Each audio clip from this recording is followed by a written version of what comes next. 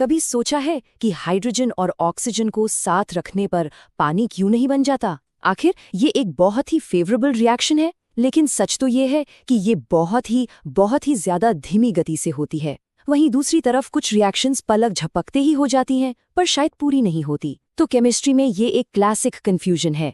कोई रिएक्शन कितनी दूर जाएगी और वो वहां कितनी तेजी से पहुंचेगी? चलिए आज इसी गुत्थी को सुलझाते हैं। तो यही है हमारा सबसे बड़ा सवाल। इसके आप समझिए दो हिस्से हैं। पहला है मंजिल, यानी रिएक्शन के आखिर में हमें कितना प्रोडक्ट मिलेगा, और दूसरा है सफर, मतलब हम उस मंजिल तक कितनी जल्दी पहुंचेंगे। इन दोनों सवालों के जवाब केमिस्ट्री की दो बहुत जरूरी शाखाओं में छिपे हैं, केमिकल इक्विलिब्रियम और केमिकल काइनेटिक्स। तो आज हम आगे कैसे बढ़ेंगे?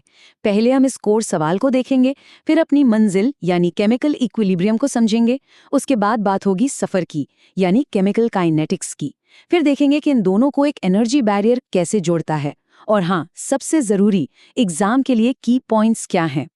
ओके, तो शुरू करते हैं। सबसे पहले बात करते हैं मंजिल की, मतलब कितना प्रोडक्ट बनेगा। ये सब कुछ आकर टिकता है केमिकल इक्विलिब्रियम पर, जो हमें बताता है कि रिएक्शन के एंड में आखिर पिक्चर कैसी दिखेगी।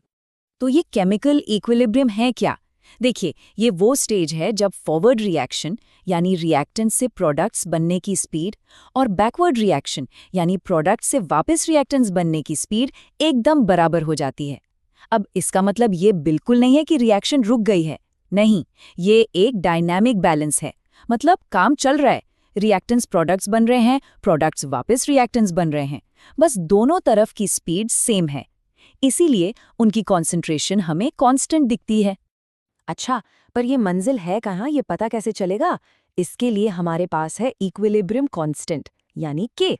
सोचकर देखिए, अगर के की वैल्यू 1 से बहुत बहुत ज्यादा है, इसका मतलब रिएक्शन प्रोडक्ट्स को फेवर करती है। मतलब रेस की फिनिश लाइन बहुत आगे है और ज्यादातर रिएक्टेंट्स दौड़कर प्रोडक्ट बन जाएंगे। लेकिन अगर के की वैल्यू 1 से बहुत कम है, तो रिएक्शन रिएक्टेंट्स को फेवर करती है। मानो फिनिश लाइन स्टार्टिंग पॉइंट के बिल्कुल पास है और मिक्सचर में ज्यादातर रिएक्टेंट्स ही बचे रहेंगे। और मजेदार बात पता है क्या है? हम इस फिनिश लाइन को आगे पीछे कर सकते हैं। और ये कैसे होता है, ये बताता है ल शातिलिये का प्रिंसिपल। ये प्रिंसिपल सीधा साधा कहता है कि अगर किसी सिस्टम पर जो इक्विलिब्रियम में है कोई स्ट्रेस डाला जाए, तो सिस्टम उस स्ट्रेस को कम करने की कोशिश करेगा। मतलब अगर हम कॉन्सेंट्रेशन, प्रेशर या टेम्परेचर बदलते हैं, तो हम इक्विलिब्रियम को प्रोडक्ट्स की तरफ या रिएक्टेंट्स की तरफ धक्का दे सकते हैं। चलिए, मंजिल की बात तो हो गई, अब फोकस करते हैं सफर पे, मतलब रिएक्शन कितनी जल्दी होगी। और यहाँ पिक्चर में आती है केमिकल काइनेटिक्स, यानी रिएक्शन की स्पीड की study. Rate of reaction simple भाषा में वो स्पीड है जिस पर रिएक्टेंट्स प्रोडक्ट्स में बदल रहे हैं। हम इसे नापते हैं कि टाइम के साथ कॉन्सेंट्रेशन में कितना चेंज आया। क्या रिएक्शन सुपर फास्ट है या इतनी स्लो कि सदियां लग जाएं। बस यही सब बताता है काइनेटिक्स। अब रिएक्शन की स्पीड ना अक्सर इस बात पर डिपेंड करती है कि रिएक्टेंट्स कितने हैं, यानी उनकी कॉन्सेंट्रेशन कितनी है। और इसी डिपेंडेंसी को हम कहते हैं रिएक्शन का ऑर्डर। जैसे 0 ऑर्डर में रेट कांस्टेंट रहता है, कॉन्सेंट्रेशन से कोई फर्क नहीं पड़ता। फर्स्ट ऑर्डर में रेट सीधा सीधा कॉन्सेंट्रेशन के प्रोपोर्शनल है, कॉन्सेंट्रेशन डबल्ड तो रेट भी डबल। और सेकंड ऑर्डर में रेट कॉन्सेंट्रेशन के स्क्वायर के प्रोपोर्शनल है, यानी कॉन्सेंट्रेशन डबल की तो रेट 4 गुना हो जाएगा। ओके, थ्योरी बहुत हो गई। चलिए इसको एक्शन में देखते हैं एक रियल एग्जाम प्रॉब्लम के साथ। सवाल है, 518 डिग्री सेल्सियस पर एसिटाल्डिहाइड डीकंपोज हो रहा है। जब 5% रिएक्ट हुआ तो रेट था 1.00, और जब 33% रिएक्ट हो गया तो रेट घट के 0.5 हो गया। तो सवाल ये है, इस रिएक्शन का ऑर्डर क्या है? तो इसको सॉल्व कैसे करें?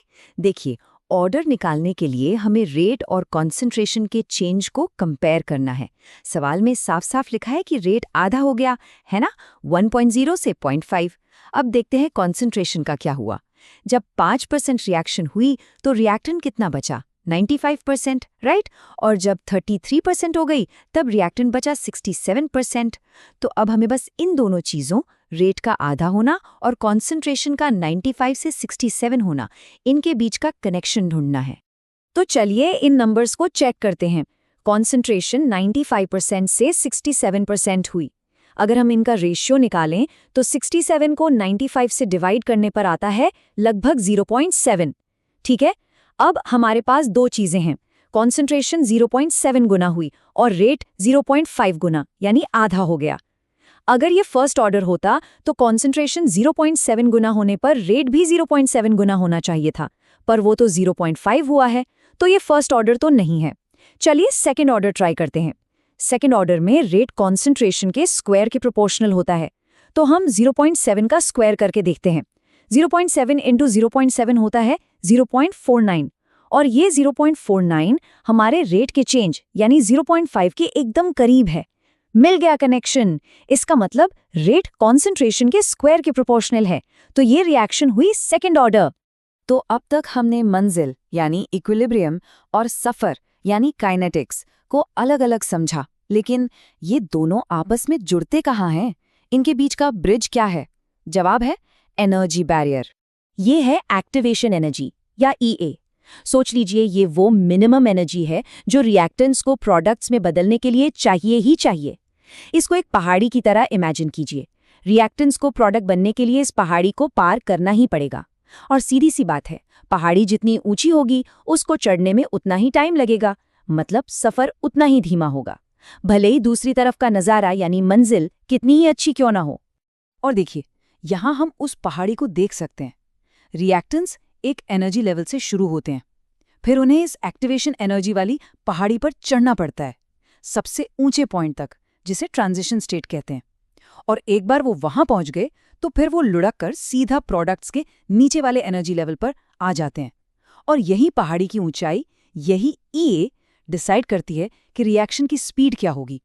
और हाँ, ये सब सिर्फ कहानी नहीं है, इसके पीछे प्रॉपर मैथ है। ये है अर्हीनियस इक्वेशन, जो रेट कांस्टेंट के, एक्टिवेशन एनर्जी ईए और टेम्परेचर टी को एक साथ जोड़ती है। बेसिकली ये इक्वेशन हमें बताती है कि जब हम टेम्परेचर बढ़ाते हैं तो मॉलिक्यूल्स को एक्स्ट्रा एनर्जी मिलती है, जिससे उनके लिए उस एनर्जी की पहाड़ी को पार करना आसान हो जाता है, और इसीलिए रिएक्शन फास्ट हो जाती है। तो सवाल उठता है, क्या हम इस पहाड़ी को छोटा कर सकते हैं? बिल्कुल कर सकते हैं, एक कैटलिस्ट का इस्तेमाल करके। कैटलिस्ट पता है क्या करता है? वो एक्टिवेशन एनर्जी को कम कर देता है, एक नया आसान रास्ता देकर।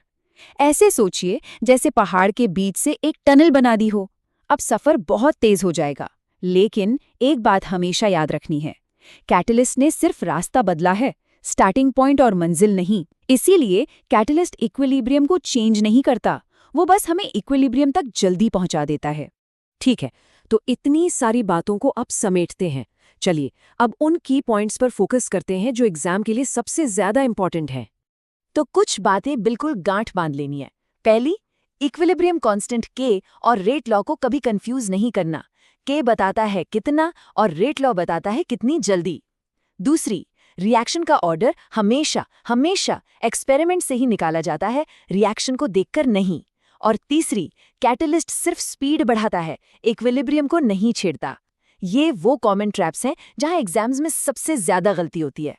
और जाते जाते एक सवाल, एक प्रैक्टिकल केमिस्ट के लिए ज्यादा इंपॉर्टेंट क्या है? अपनी मंजिल तक पहुंचना यानी इक्विलिब्रियम, भले ही उसमें बहुत टाइम लग जाए, या फिर सफर की स्पीड को कंट्रोल करना यानी काइनेटिक्स, भले ही मंजिल परफेक्ट ना हो? इसका जवाब इस बात पर डिपेंड करता है कि आखिर बनाना क्या है, और बस यहीं पर इक्विलिब्रियम और काइनेटिक्स की समझ एक केमिस्ट के लिए सबसे बड़ा हथियार बन जाती है।